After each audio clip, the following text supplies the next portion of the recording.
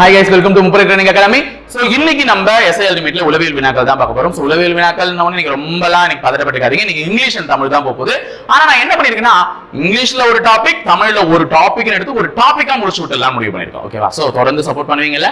So தொடர்ந்து support பண்ணி தான் ஆகணும். ஏன்னா நீங்களும் படிக்கணும், நாங்களும் உங்களுக்கு வந்து கத்து கொடுக்கணும்னு ஆசை இருக்கு. சோ அதனால நீங்க கண்டிப்பா எங்களுக்கு சப்போர்ட் பண்ணுவீங்க. சோ இன்னைக்கு நம்ம தமிழ்ல என்ன டாபிக் எடுத்திருக்கோம்? ஃபர்ஸ்ட் பேஜ் அதனால தான் எம்டியா விட்டுருக்கேன். ஏன்னா அதை பத்தி ஒரு இன்ட்ரோடக்ஷன் கொடுத்துட்டு நம்ம சீக்கிரமா மூவ் ஆயிடலாம். ஃபர்ஸ்ட் தமிழை பற்றிலாம். தமிழ்ல என்னன்னா இன்னைக்கு அகர வரிசைப்படி சீரமைக்க. என்னது? அகர வரிசைப்படி சீரமைக்க. ஏன்னா இங்கிலீஷ்ல வந்து இஃப் கிளாஸ் எடுத்திருக்கேன், அதையும் பார்க்கலாம். அகர வரிசைப்படி சொற்களை சீரமைக்க, அதாவது வந்து அகர வரிசைப்படி தான் நீங்க என்ன பண்ணணும், வார்த்தைகளை வரிசைப்படுத்தணும். அப்படியான ஒரு டாபிக் தான். சோ எல்லாருக்குமே தெரியும், வச்சு கேட்டா ஈஸியா அரேஞ்ச் பண்ணிடுவேன். ஏன்னா எல்லாருமே உயிரெழுத்துக்கள் வந்து உயிர் போன்றதல்ல, அதனால உயிரெழுத்துக்கள் எல்லாருக்குமே தெரியும். ஆனா மெய்யெழுத்துக்கள் பாதி பேருக்கு தெரியறதே இல்லை. கரெக்டா?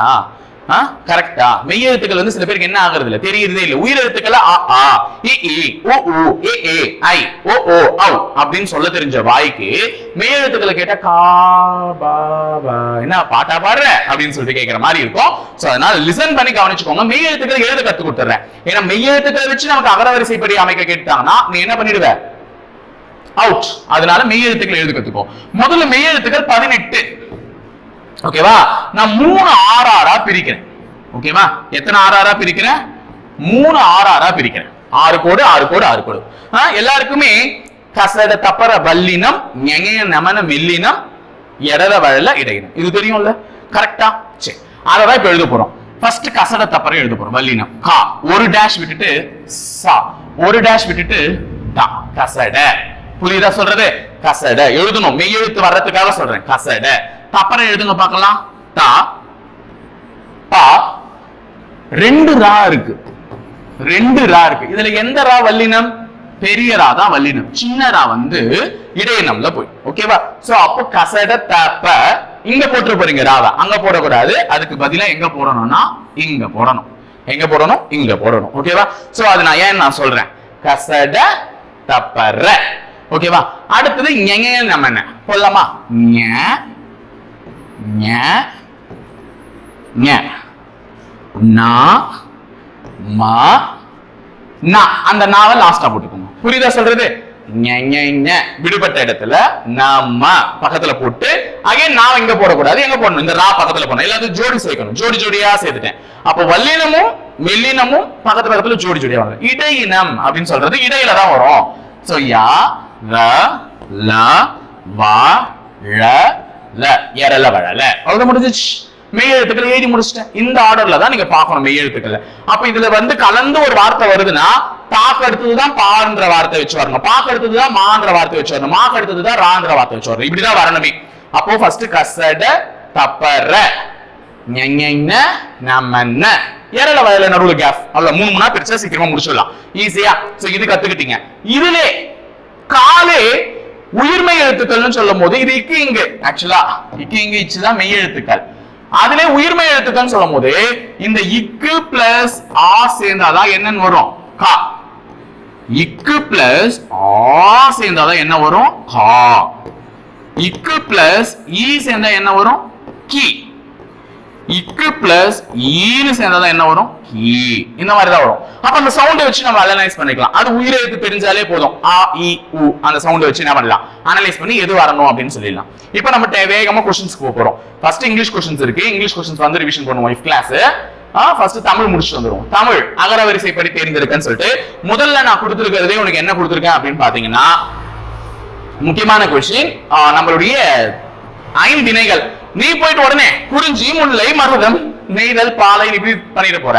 நான் இங்க அகர வரிசைப்படி தேர்ந்தெடுக்க சொல்லியிருக்கேன். உன்னுடைய ஐந்திணைகளை வரிசைப்படுத்த சொல்ல. அது ஃபர்ஸ்ட் லிசன் பண்ணிக்கோ. இந்த क्वेश्चन பார்த்தோனே தப்பா இது பண்ணிக்க போறேன். ஒழுங்கா கவனிச்சு பண்ணுங்க. அகர வரிசைப்படி எடுக்க சொல்றாங்க. அகர வரிசைப்படி காதான முதல்ல வரும் கா.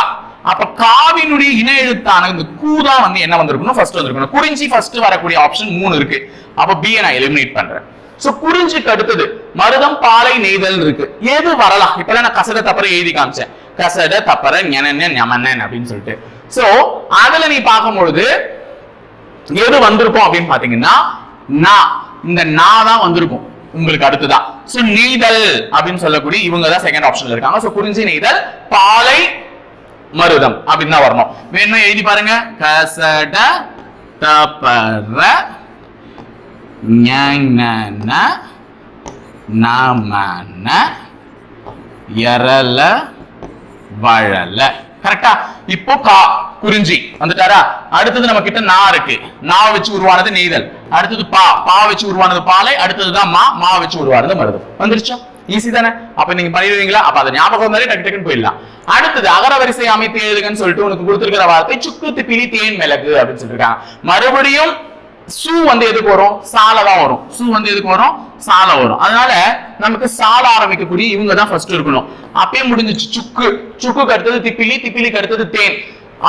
இங்க பாருங்க, ரெண்டுமே தாத்தால தான் இருக்கு. திப்பிலியும் தாளதான் இருக்கு, தேனும் தாளதான் இருக்கு.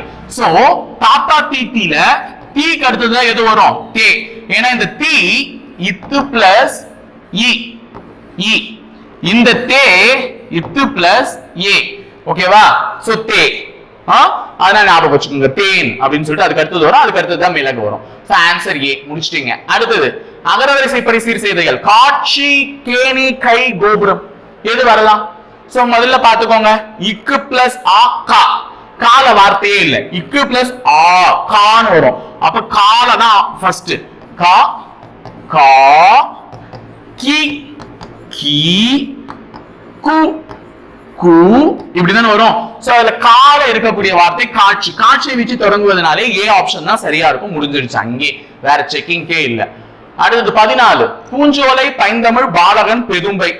பூஞ்சோலை, பைந்தமிழ், பாலகன், பெதும்பை எல்லாமே பாப்பா பிபி வரிசை தான். அப்ப பாப்பா பிபில பா பா, பி பி, பே பே அந்த மாதிரி வரும்ல.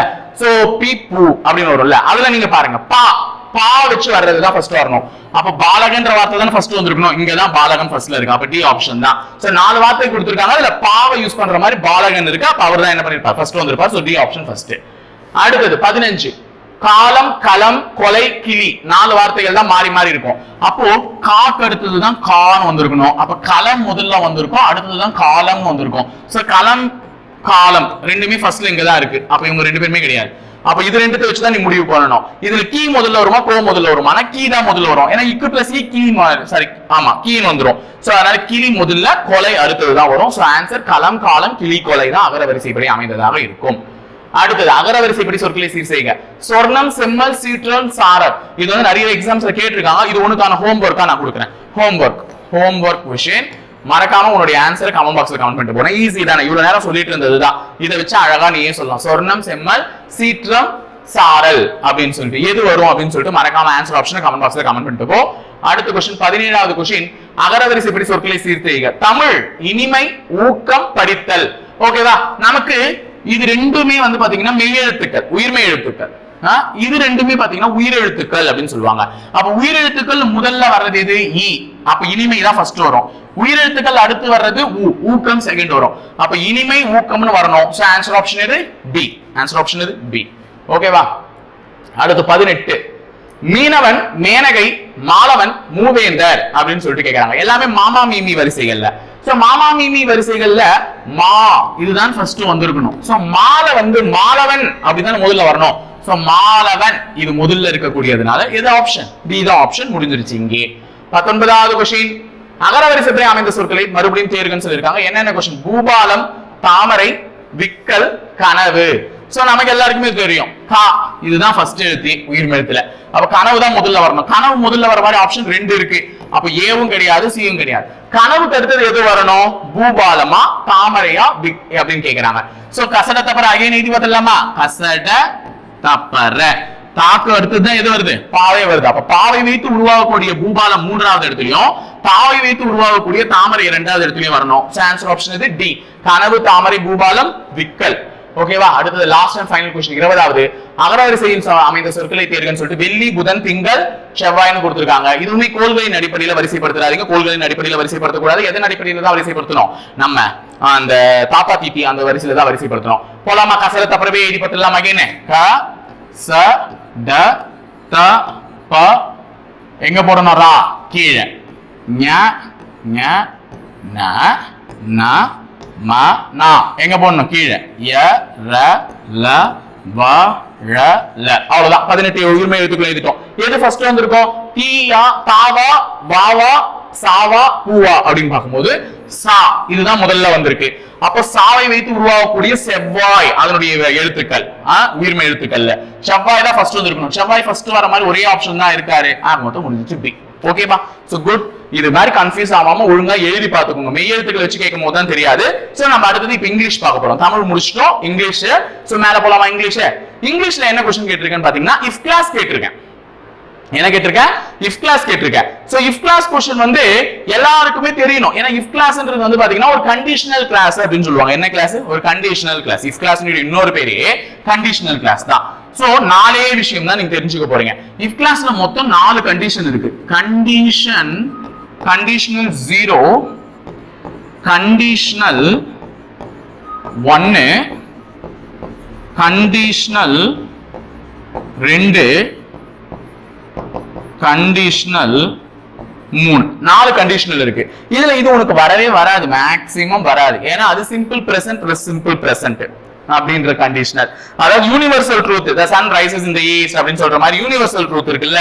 சோ அதெல்லாம் எதுல வரும்னு பாத்தீங்கன்னா கண்டிஷனல் 0ல வரும். சோ அதனால உனக்கு அது வரவே வராது. உங்களுடைய எக்ஸாம் பாயிண்ட் ஆஃப் வியூக்கு 1 2 3 தான் ரொம்ப ரொம்ப முக்கியம். சோ கண்டிஷனல் 1 எப்படி இருக்கும்னு பாத்தீங்கன்னா உன்னுடைய if class, that means if classல பாத்தீங்கன்னா 2 சென்டென்ஸ் இருக்கும். ஒன்னு if class, இன்னொன்னு மெயின் கிளாஸ் அப்படின்னு சொல்லிட்டு 2 சென்டென்ஸ் இருக்கும். உன்னுடைய if class சிம்பிள் பிரசன்ட்டா இருந்தா மெயின் கிளாஸ் சிம்பிள் ஃபியூச்சரா இருக்கும். என்னவா இருக்கும்? சிம்பிள் ஃபியூச்சரா இருக்கும். சிம்பிள் ஃபியூச்சர்னா என்னது? will வரணும். அவ்வளவுதான், will வரணும். அப்ப if class சிம்பிள் பிரசன்ட் டென்ஸா இருந்துச்சுன்னா மெயின் கிளாஸ் வந்து சிம்பிள் ஃபியூச்சரா இருக்கும். கண்டிஷனல் 2, if class சிம்பிள் பாஸ்டா இருந்துச்சுன்னா மெயின் கிளாஸ் would சேர்ந்து வரணும். would plus verb 1 அப்படி வரணும். would plus verb 1. உன்னுடைய if class had plus verb 3 add இருக்கணும். இந்த வார்த்தை இருந்துச்சுனாலே அது கண்டிஷனல் 3 ன்னு முடிவு பண்ணிக்கோங்க. had plus verb 3 ஆ இருந்துச்சுன்னா உன்னுடைய main clause would have plus verb 3 ஆ இருக்கும். would have plus verb 3 ஆ இருக்கும். இவ்வளவுதான். இதுதான் அந்த 3 கண்டிஷன். அப்போ ஒரு சென்டென்ஸ் படிக்கும்போது அது கண்டிஷனல் 1ல வருதா 2ல வருதா 3ல வருதான்னு அனலைஸ் பண்ணணும். 1ல வரணும்னா சிம்பிள் பிரசன்ட் டென்ஸ் இருக்கணும். அங்க வந்து will இருக்கணும். சம்டைம்ஸ் if class டேஷா கொடுத்துட்டு மெயின் கிளாஸ் கொடுப்பாங்க. அப்ப will இருந்துச்சுன்னா நீங்க இந்த சிம்பிள் பிரசன்ட் டென்ஸ் தான் போடணும்ன்றத முடிவு பண்ணிக்கோங்க. அதே மாதிரி சிம்பிள் பாஸ்ட் டென்ஸ் இருந்துச்சுன்னா would plus verb 1 போட்டுறணும். சிம்பிள் had plus verb 3 இருந்துச்சுன்னா would have plus verb 3 போடணும். இத ஞாபகம் வச்சுக்கோங்க. இப்போ போலாமா? So first question, if I dash a good match I would have got married. I would have got married. would have னு இருக்கா? would have பக்கத்துல என்ன verb இருக்கு? married அப்படினு சொல்லக்கூடிய verb 3 இருக்கு. அப்போ இது would have plus verb 3 ன்னு இருந்துச்சுனா இது என்ன கண்டிஷன்? Third condition. அப்ப தேர்ட் கண்டிஷன் வந்துச்சுனா இங்க would have ன்னு இருந்துச்சுனா இங்க யார் தான் வரணும்? had அப்படின்றது கண்டிப்பா வரணும். had found அப்படிதான் இருக்கு. had found, had plus verb 3 இவங்க தான் இருந்தாகணும். அப்ப முடிச்சிடுவேன். அப்ப would have இருந்தாலே இங்க add வரணும். இல்ல இங்க add இருந்துச்சுனால அங்க என்ன வரணும்? would have வரணும். இத வச்சு ஞாபகம் வச்சுக்கோங்க. ஓகேவா? சோ அடுத்தது if I were a bird, நான் பறவையாக இருந்தால் அப்படின்னு. ஏன்னா இதெல்லாம் வந்து உனக்கு என்ன கொடுப்பாங்கன்னு பாத்தீங்கன்னா இந்த மாதிரி ஒரு क्वेश्चन கொடுப்பாங்க. where அப்படினாலே was and were வந்து என்னன்னு பாத்தீங்கன்னா past tense. was and were என்ன? past tense. past tense அப்படினாலே என்னமா? conditional 2. conditional 2. Simple past tense வந்துச்சுனா உங்களுக்கு என்ன வரணும்? மெயின் கிளாஸ்ல would plus verb 1 வரணும். அதுதான் கண்டிஷன் நான் சொல்லியிருக்கேன். இப்போ வாஸ் வேறலாலே பாஸ்ட் டென்ஸ். அப்போ if I were a bird, நான் பறவையா இருந்தா, நான் பறவை இல்ல, நான் பறவையா இருந்தா உலகத்தையே சுத்தி என்ன வருவேன் அப்படின்னு சொல்றேன். அப்ப would plus verb 1 வரணும். சோ would வந்திருக்கக்கூடிய ஒரே ஆப்ஷன் இதுதான். would fly the whole day. I would fly the whole day. If I were a bird I would fly the whole day. ஒரு நாள் ஃபுல்லா என்ன பண்ணிட்டு இருப்பேன்? பறந்துகிட்டே இருப்பேன் ஜாலியா அப்படின்னு சொல்றாங்க. ஓகேவா? அப்ப அந்த வார்த்தையை வச்சு பாஸ்ட் டென்ஸ் கண்டுபிடிச்சேன். பாஸ்ட் டென்ஸ் வச்சு அங்க வந்து என்ன வரணும்ன்றத போட்டேன். would வரணும் verb 1ஓட சேர்ந்து அப்படின்றத கண்டுபிடிச்சேன். இது ஒரு முக்கியமான question. dash he stood first he would have gone to America. So இந்த மாதிரி ஒரு क्वेश्चन கேட்பாங்க. dash he stood first he would have gone to America. இந்த இடத்துல இந்த வார்த்தையை கவனிங்களேன். என்ன இருக்கு? would have plus gone அப்படின்னு இருக்கு. இந்த goneன்றது verb 3. எதனுடைய verb 3மா? go, went, gone. அப்ப goன்றது verb 1 base verb, அதனுடைய verb 2 went, அதனுடைய verb 3 gone. அப்ப would have plus gone வந்துச்சுனாலே இங்க add இருக்கணும்ல. ஆல்ரெடி stood ன்னு கொடுத்திருக்காங்க. stoodன்றது என்னது? verb 3. அப்ப இங்க கண்டிப்பா என்ன வரணும்? add. if தான் வரணும்னு போட்டுற போறீங்க. add தான் வரணும். ஏன்னா add வராம அங்க would have நம்மளால என்ன பண்ண முடியாது? போடவே முடியாது. அப்ப had you stood first, he would have gone to America. அவன் முதல்ல வந்தா போயிருக்க போறான். அவ்வளவுதான். அடுத்தது, if the painting is good, they dash it in the exhibition. Painting நல்லா இருந்ததுன்னா அவங்க கண்டிப்பா என்ன பண்ணுவாங்க? எக்ஸிபிஷன்ல மாட்டுவாங்க. if the painting is good, is இந்த is தான் எதை உணர்த்துதுன்றது புரியுது. it's a present tense. என்ன tense? present tense. அப்ப சிம்பிள் present tense வந்துச்சுனாலே கண்டிப்பா அங்க என்ன வரணும்? will வரணும்னு சொன்னேன். future tense தான் வரணும். அப்ப will வர மாதிரி இருக்கக்கூடியது தான் ஆப்ஷனா இருக்கும். சரி, இங்கேயும் will வருது, இங்கேயும் will வருது. எதை போறட்டும் அப்படின்னு கேட்டீங்கன்னா, will have அங்கு வரும்போது இது future perfect-ஆ வருது. என்னது? future perfect. அப்ப எனக்கு இது வராது. புரியுதா? will have எல்லாம் வரக்கூடாது. வெறும் will simple future தான் வரணும். அப்போ they will hung, அவ்வளவுதான், மாட்டுவாங்க. எக்ஸிபிஷன்ல மாட்டுவாங்க. பெயிண்டிங் நல்லா இருந்துச்சுன்னா, நல்லா இல்லைன்னா தூக்கி குப்பையில போறோம். அவ்வளவுதான். So if a painting is good, they will hang it in the exhibition. ஓகேவா? So will hang தான் போடணும். will hang, sorry, இது வந்து future perfect tenseல வந்துருச்சு. ஆக்சுவலா have இருக்கிறதுனால. சோ அதனால அத போடக்கூடாது. சிம்பிள் ஃபியூச்சர் தான் போடணும். அடுத்து 5, if you had consulted me, I would have dash you. if you had ன்னு வந்துச்சுனாலே இங்க என்ன வரணும்? would have வந்துட்டு இருக்கு சார். ஆனா dash தானே சார் கொடுத்திருக்காங்க. would have பக்கத்துல ஆல்வேஸ் என்ன வரணும்? verb 3 தான் வரணும். அப்போ இதுல எது verb 3 அப்படின்னு பாத்தீங்கன்னா, verb 3னால எப்படி இருக்கும்? ed ஃபார்ம்ல தான் இருக்கும். அதை வச்சு நான் சொல்லிடுவேன். advised. என்னது? advised. ஓகேவா? advised ed சேர்ந்து இருக்கணும். அதுதான் verb 3. அப்ப I would have advised you if you had consulted me. நீ என்கிட்ட வந்து ஆலோசனை கேட்டிருந்தா நான் என்ன பண்ணிருப்பேன்? உனக்கு அட்வைஸ் பண்ணிருப்பேன். ஓகேவா? அடுத்து 6வது question, if you had studied hard in your school days, you dash this examination today. நல்லா பாருங்க, add plus verb 3. so add plus verb 3 வந்துச்சுனாலே இங்க என்ன வரணும்? would have. அது நீங்க கத்து டிஃபால்ட்டா மண்டையில இருக்கணும். would have plus verb 3. இங்க எங்க இருக்கு would have? இது இங்க இருக்கு பாருங்க. he would have cleared, ஓகேவா, this examination today. அவ்வளவுதான், would have plus verb 3. அடுத்து 7வது question, Sharman will not eat food unless he dash accompanied by her. நல்லா ஞாபகம் வச்சுக்கோங்க. will not eat அப்படின்னு சொல்லிட்டு ஃபியூச்சர் கொடுத்திருக்காங்க. என்ன கொடுத்திருக்காங்க? ஃபியூச்சர். ஷர்மன் சாப்பிட மாட்டான். எப்போ? அவ வந்து பேசுற வரையுமோ இல்ல அவ வந்து கம்பெனி கொடுக்குற வரையுமோ சாப்பிட மாட்டான் அப்படின்னு சொல்றாங்க. அப்போ இந்த இடத்துல ஃபியூச்சர் டென்ஸ் கொடுத்திருக்காங்க அப்படின்னா இந்த இடத்துல கண்டிப்பா என்ன வரணும்? பிரசன்ட் டென்ஸ் வரணும். நான் சொல்லிட்டேன், இஃப் கிளாஸ் மெயின் கிளாஸ் எங்க வேணா இடம் மாறி இருக்கலாம். சோ இங்க வந்து இஃப் கிளாஸ் இங்க தான் இருக்கு சார். அவங்க இஃபே இல்லைன்னா இஃப்க்கு பதிலா அவங்க யூஸ் பண்ணிருக்க வார்த்தை என்ன? அன்லெஸ் இங்க இருக்கிறதுனால தான் இங்க என்ன வந்துச்சு? நாட் வந்துச்சு. சப்போஸ் இங்க இஃப் இருந்துருச்சுன்னா இங்க என்ன எடுத்திருப்பான்? நாட் எடுத்துட்டு இருப்பான். புரியுதா சொல்றது? இஃப் வந்துச்சுன்னா அங்க நெகட்டிவா இருக்காது, எதுவா இருக்கும்? பாசிட்டிவா இருக்கும். அன்லெஸ், இஃப்க்கு பதில் அன்லெஸ் யூஸ் பண்ணலாம். அப்ப என்னவா இருக்கும்? சென்டென்ஸ் நெகட்டிவா இருக்கும். அதனால இஃப்க்கு பதில் இங்க அன்லெஸ் யூஸ் பண்ணிருக்காங்க. அதனால தான் இங்க he will not eat, சாப்பிடல அப்படின்ற மாதிரி வருது. ஓகேவா? சோ அப்ப இங்க பிரசன்ட் டென்ஸ் வரணும். பிரசன்ட் டென்ஸ் குறிக்கிற மாதிரியான verb எது? ஆக்ஸிலரி வெர்ப்னா is. அவ்வளவுதான், முடிஞ்சிருச்சு. ஓகேவா? இங்க ஃபியூச்சர் இருக்கிறதால இங்க சிம்பிள் பிரசன்ட். கண்டிஷன் நம்பர் 1 என்ன குறிக்குது? சிம்பிள் பிரசன்ட்டா இருந்தா சிம்பிள் ஃபியூச்சர் இருக்கணும்னு குறிக்குது. சோ சிம்பிள் ஃபியூச்சர் இருக்கிறதால இங்க என்ன வரணும்? சிம்பிள் பிரசன்ட் வரணும். சோ is போட்டேன். 8வது கேள்வி, if the sun dash I will go swimming. again will go ன்னு இருக்கு. will go எதை குறிக்குது? ஃபியூச்சர். ஃபியூச்சர் குறிச்சாலே இங்க என்ன வரணும்? present tense தான் வரணும். அப்ப என்ன போடலாம் அப்படின்னு பாத்தீங்கன்னா, if the sun shines, ஷன்னுக்குலாம் s தான் போடணும். ஏன்னா டென்ஸ் நடக்கும்போது நடத்திருப்போம் I, you, they, we. இது பக்கத்துல ஷைன் போட்டீங்கன்னா வெறும் ஷைன் தான் இருக்கும். ஓகேவா? இது பக்கத்துல எல்லாம் ஷைன் போட்டீங்கன்னா வெறும் ஷைன் தான் இருக்கும். ஆனா he, she, it இவங்க 3 பேர் பக்கத்துல அந்த ஷைன்ன்ற வர்பை யூஸ் பண்ணீங்கன்னா அது s சேர்ந்து தான் யூஸ் பண்ணணும். அது வந்து டென்ஸ்னுடைய ஒரு சிம்பிள் பிரசன்ட் டென்ஸ்னுடைய ஒரு முக்கியமான ரூல். s தான் யூஸ் பண்ணணும். இங்க சூரியன்ன்றது அதுன்னு தான் சொல்லுவோம். சூரியன்ன்றது என்னன்னு சொல்லுவோம்? அதுன்னு தான் சொல்லுவோம். அதனால அங்க என்ன யூஸ் பண்றோம்? s யூஸ் பண்றோம். ஷைன்ஸ் தான் வரணும். அப்ப A ஆப்ஷன் ஷைன்ஸ். அடுத்து 9வது கேள்வி, if Raja goes to the park, he dash his friends. if Raja goes to the park, ராஜா பார்க்குக்கு போனா என்ன பண்ணுவான் அப்படின்னு சொல்லிட்டு கேக்குறாங்க. இந்த goes அப்படின்றத நான் இப்பதான் சொன்னேன். he, she, இட்டு இதெல்லாம் வந்துச்சுன்னா கோன்னு போடக்கூடாது, என்னன்னு போடணும், கோஸ்ன்னு தான் போடணும். ஐ யூ தேவி வந்துச்சுன்னா கோ போட்டுக்கலாம். இப்ப ராஜான்றது ஈயா, ராஜான்றது என்ன ஈ, அதனாலதான் பக்கத்துல என்ன போட்டிருக்காங்க, கோஸ் போட்டிருக்காங்க.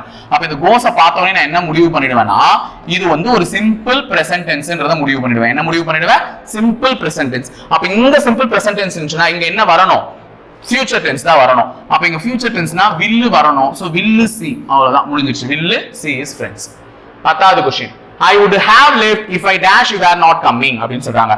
I would have னு வந்திருக்கு. would have னு வந்துச்சுனாலே இங்க add வரணும்.